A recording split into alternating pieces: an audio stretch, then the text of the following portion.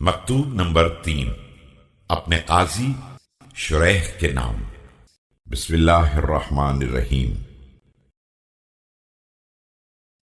کہا جاتا ہے کہ امیر المومنین علیہ السلام کے ایک قاضی شریح ابن الحارث نے آپ علیہ السلام کے دور میں 80 دینار کا ایک مکان خرید لیا تو حضرت نے خبر پاتے ہی اسے طلب کر لیا اور فرمایا کہ میں نے سنا ہے کہ تم نے 80 دینار کا مکان خریدا ہے اور اس کے لیے بیع نامہ بھی لکھا ہے اور اس پر گواہی بھی لے لی ہے۔ شریح نے کہا کہ ایسا تو ہوا ہے۔ آپ علیہ السلام غضبناک ہوئے اور فرمایا، شریح، عنقریب تیرے پاس وہ شخص آنے والا ہے جو نہ اس تحریر کو دیکھے گا اور نہ تجھ سے گواہوں کے بارے میں سوال کرے گا، بلکہ تجھے اس گھر سے نکال کر تن تنہا قبر کے حوالے کر دے گا۔ اگر تم نے یہ مکان دوسرے کے مال سے خریدا ہے اور غیر حلال سے قیمت ادا کی ہے تو تمہیں دنیا اور آخرت دونوں میں خسارہ ہوا ہے۔ یاد رکھو، اگر تم اس مکان کو خریدتے وقت میرے پاس آتے اور مجھ سے دستاویز لکھواتے تو 1 درہم میں بھی خریدنے کے لیے تیار نہ ہوتے، اس سے زیادہ تو بہت بڑی بات ہے۔ میں اس کی دستاویز اس طرح لکھتا،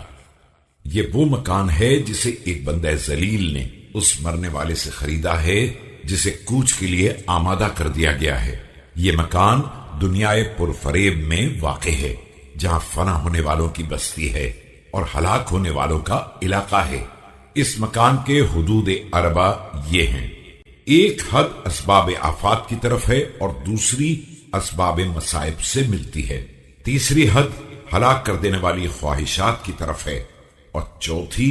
گمراہ کرنے والے شیطان کی طرف، اور اسی طرف اس گھر کا دروازہ کھلتا ہے۔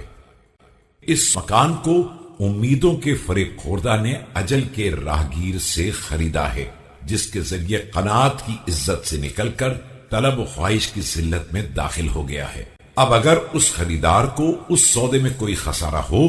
تو یہ اس ذات کی ذمہ داری ہے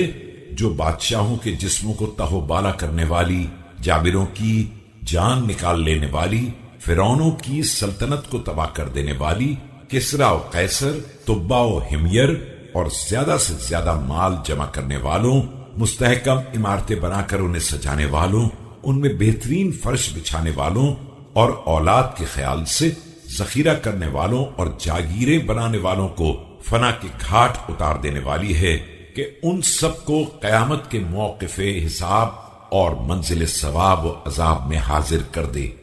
جب حق و باطل کا حتمی فیصلہ ہوگا اور اہل باطل یقیناً خسارے میں ہوں گے، اس سودے پر اس عقل نے گواہی دی ہے